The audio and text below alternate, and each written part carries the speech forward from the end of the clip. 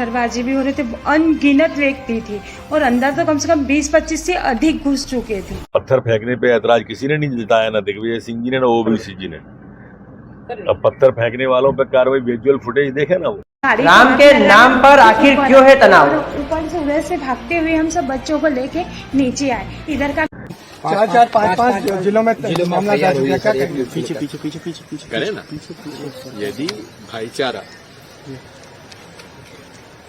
प्रेम, सद्भाव और सांप्रदायिक उन्माद के खिलाफ बोलने से मेरे खिलाफ अगर मुकदमा दायर 1 लाख हो जाए तो मुझे चिंता नहीं। सर मगर वो जो हम वहाँ से कैसे निकले हैं भगवान ही जानते हैं। भगवान ने ही हमको नया जन्म दिया है। मेरे राम के सबसे पावन दिन रामनवमी पर ही आखिर क्यों हुए दंगे? मैंने प्रश्न पूछा है, क्या ये उचित है? सर उनका कहना है कि जो पिक्चर थी वो मध्य प्रदेश की नहीं थी, खरगोन की नहीं थी, जिसको ठीक है, मैंने डिलीट कर दिया। खुलासा 24 मुद्दा जो छपा नहीं छिपा है। बच्चों के पाँव में भी कांच घुस गए तो हमारे से दौड़ाए भी नहीं। गोलाबारी भी बहुत चल रही थी, मतलब पत्थरबाजी भी हो रहे थे, अनगिनत व्यक्ति थी क्योंकि दोनों गेट खरगोन में देर रात फिर भड़की है हिंसा, 5 वाहनों में दंगाइयों ने लगाई है आग। खिड़की दरवाजे खोले, बिस्तर वगैरह सब जलाए। हम वहाँ से कैसे निकले भगवान ही जानते हैं। बाकी वो इतने थे कि कुछ बता नहीं सकती मैं, कि गिनती नहीं उनकी। मतलब उस वक्त ऐसा लग रहा था कि उपद्रवियों ने घर में फेंके हैं पत्थर, जाने दंगाइयों के पीछे की छिपी जमीनी हकीकत। गोलाबारी भी बहुत चल रही थी, मतलब पत्थरबाजी भी हो रहे थे, अनगिनत व्यक्ति थी और अंदर तो कम से कम 20-25 से अधिक घुस चुके थे और खिड़की दरवाजे में इतनी जोरों से शोर हो रहा था, मतलब पत्थर चल रहे थे, गाली गलौज हो रही थी कि हम बच्चों को संभालने में लगे हुए थे कि बच्चों को बचाए कि खुद को बचाए। और वहाँ से निकलना बहुत नामुमकिन था क्योंकि दोनों गेट के ऊपर इधर से भी मैडम थे, इधर से भी थे और हम बीच में फंसे हुए थे और ये अकेले ही व्यक्ति थे, कोई था ही नहीं। हम उनको उस वक्त कुछ समझ में ही नहीं आ रहा था और लगाया उसके 1-8 घंटे बाद पुलिस आई। आधा 1 घंटा हो चुका था उसके बाद इन्होंने सब खिड़की दरवाजे खोले, बिस्तर वगैरह सब जलाए, जो मेन चीजें थी वो बाहर निकाली। इन्होंने गाड़ी को आग लगाया, फिर ऊपर आए और ऊपर से उधर से भागते हुए हम सब बच्चों को लेके नीचे आए। इधर का गेट खोलने लगे तब तक इन्होंने सब इधर जला दिया।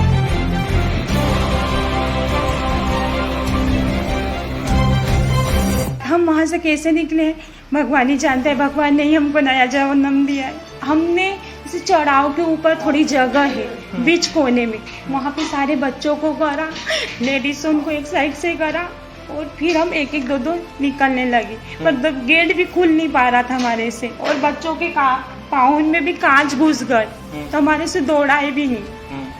तो सहायता करने के लिए कोई व्यक्ति नहीं आया है। जब पुलिस आई उसके बाद अपनी समाज वाले, हिंदू समाज वाले आए। बाकी वो इतने थे कि कुछ बता नहीं सकती मैं, कि गिनती नहीं उनकी। मतलब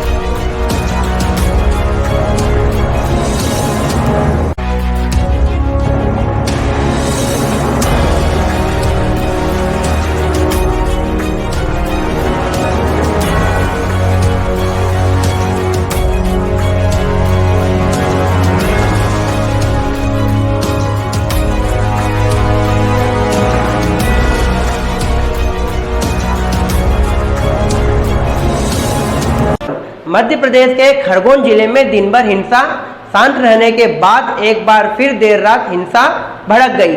बता दें, देर रात एक बार फिर खरगोन में दंगाइयों ने जमकर उत्पात मचाया। खरगोन के खंडवा रोड स्थित बरसाना कॉलोनी के सामने एक गैरेज में खड़ी बसों में दंगाइयों ने आग लगा दी, जिसकी वजह से आसपास खड़े वाहन भी इसकी चपेट में आ गए। गैरेज में गाड़ी सुधरने के लिए आई थी, लेकिन दंगाइयों ने इसे ही आग के हवाले कर दिया। साथ ही घरों पर पत्थर भी फेंके गए, जिसके बाद एक बार फिर से इलाके में दहशत का माहौल कायम हो गया था। हालांकि पुलिस लगातार सभी इलाकों में नजर बनाई हुई है। जानकारी के मुताबिक खरगोन दंगे का फर्जी फोटो ट्वीट करने पर भाजपा ने कांग्रेस के दिग्गज नेता दिग्विजय सिंह पर निशाना साधते हुए लिखा कि अपनी गिरफ्तारी के डर से पहले से ही जमानतशुदा दिग्गी ने कौन सा झूठा ट्वीट डिलीट किया। बड़ी बात यह है कि आज भी खरगोन में कर्फ्यू जारी है। कलेक्टर अनुग्रह प्री ने खरगोन में कर्फ्यू के कारण कक्षा 8वीं और 9वीं महाविद्यालय की स्नातकोत्तर विद्यालय परीक्षाएं स्थगित कर दी है। क्या हुआ था यहाँ, घटना कैसे क्या रात को मैंने 12 बजे जब कैमरे चालू करे मैंने दुकान पे देखा 11 साढ़े 11 पौने 12 बजे थी कुछ था टाइम। कैमरा चालू करा तो गाड़ी में मुझको आग जलती हुई दिखी। कोशिश मैंने वहाँ राजू भाई को फोन लगाया तो राजू भाई ने मम्मा मोटर वगैरह भेजी और उसके बाद पुलिस वगैरह भी आई। क्या क्या नुकसान हुआ है? नुकसान हमारी 3-4 बस जल चुकी है और उसके बाद 2 कारों में भी आग लग गई और यहाँ दुकान भी पेंटर साहब की पूरी जल गई। कारण क्या रहा कि कोई लोगों ने लगे? कारण लोगों ने लगाई है, खेत तरफ से आए थे लोग। कितने लोग थे? और वो 30-40 लोग थे। कितने थे वो भाग गए थे, देखने में नहीं आया लेकिन भागे जरूर थे वो, और वो निकल गए। कितना नुकसान हुआ होगा? नुकसान तो बहुत ज्यादा है सर। अब 3 बस जल चुकी है, उसके बाद कारें भी 2-1 जल चुकी है।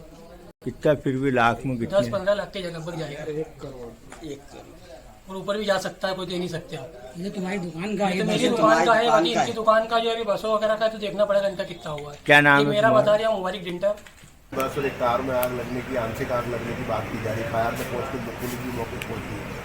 देखिए 10 तारीख से शहर में शांति व्यवस्था बनाए रखने के लिए कर्फ्यू इम्पोज किया गया है। अलग अलग जगहों से कुछ सूचनाएं आती जा रही हैं, कुछ शरारती तत्व हैं, छोटे छोटे स्पॉट्स पे अलग अलग कुछ शरारत करते हैं, फ़ोन करते हैं कंट्रोल रूम के माध्यम से सूचना भी तुरंत हम लोग रिएक्ट करते हैं।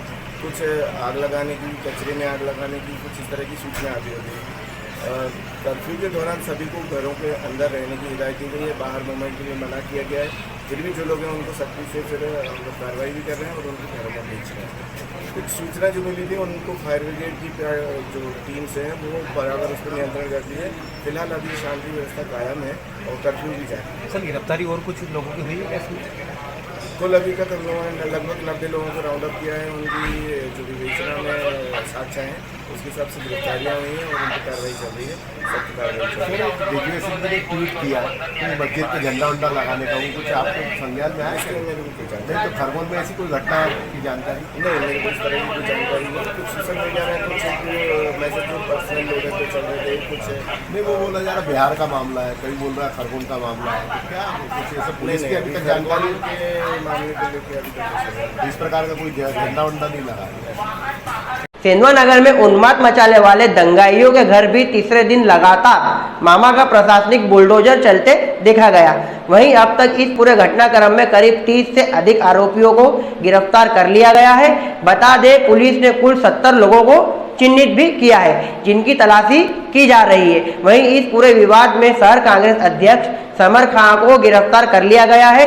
साथ ही बड़वानी एसपी ने जानकारी देते हुए बताया कि सेंधवा नगर में पूरी तरह से शांति का माहौल कायम है और करीब 40 लोगों को हिरासत में लिया गया है। बाकी बच्चे अन्य चिन्हित लोगों की तलाशी की जा रही है। बता दें जिला प्रशासन के साथ साथ रैपिड एक्शन फोर्स के आला अधिकारियों और जवानों ने शहर में करीब 7-6 बजे फ्लैग मार्च निकालकर शांति व्यवस्था का जायजा लिया।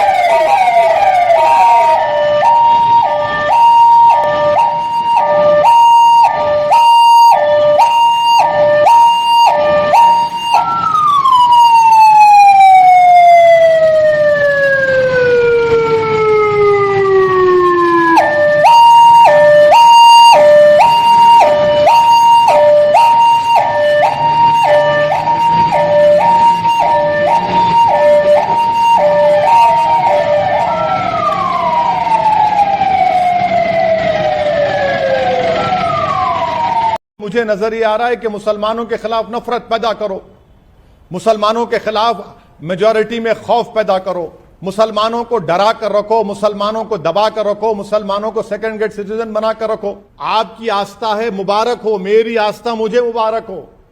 ना मैं अपनी आस्था को, ना आप अपनी आस्था को मुझ पर मुसल्लत नहीं कर सकते। आप कैसे देश को संविधान से चलाएंगे, आस्था से चलाएंगे? आप आस्था के नाम पर गोश्त खाने की इजाजत नहीं देंगे तो फिर मेरी आस्था क्या है? रमजान में शराब की दुकानों को बंद कर दीजिए ना।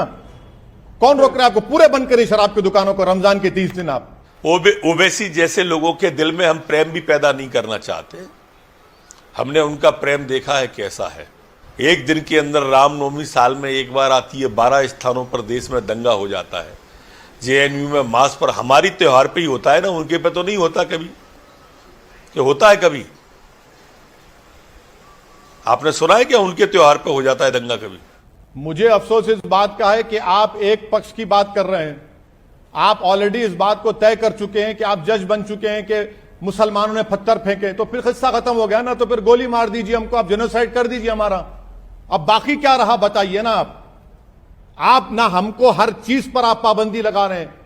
पत्थर भी हम फेंके, मस्जिद पर झंडा भी हम लगाए, मुस्लिम महिलाओं पर लाठियां भी हमने बरसाई, घर भी हमने अपने हाथ से डेमोलिश कर लिया, गोश्त भी हम नहीं खा सकते क्योंकि आपकी आस्था को हर्ट होता है।